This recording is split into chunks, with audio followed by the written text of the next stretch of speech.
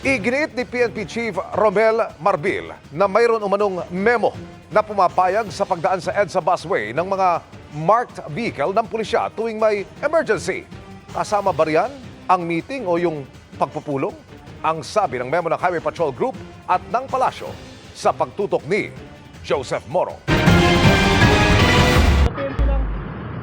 Gusto makausap ng PNP ang Transportation Department kung pwedeng payagan ang mga emergency unit ng PNP sa EDSA busway. Kasunod yan ang pagsita sa convoy na dumaan sa busway na ayon sa bumabang pulis ay maghahatid sa PNP chief.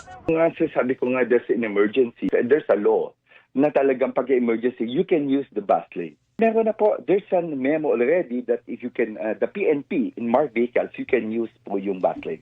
Emergency, that's a given fact. Ang sinasabi niyang emergency ay emergency meeting aniya sa Krame. Yung po meeting because there's an operation.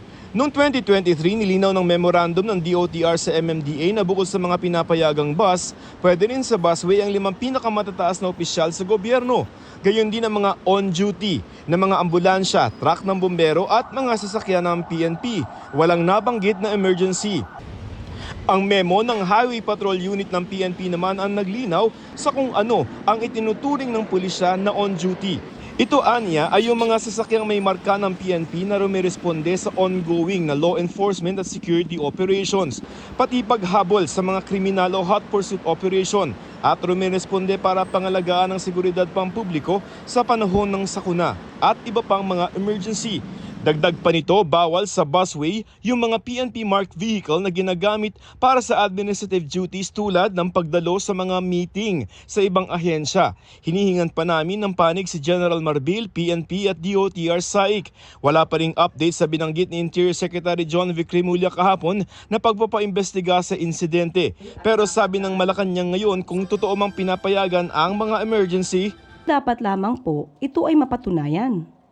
Hindi po ito maaaring maabuso at gagamitin lang po yung salitang emergency.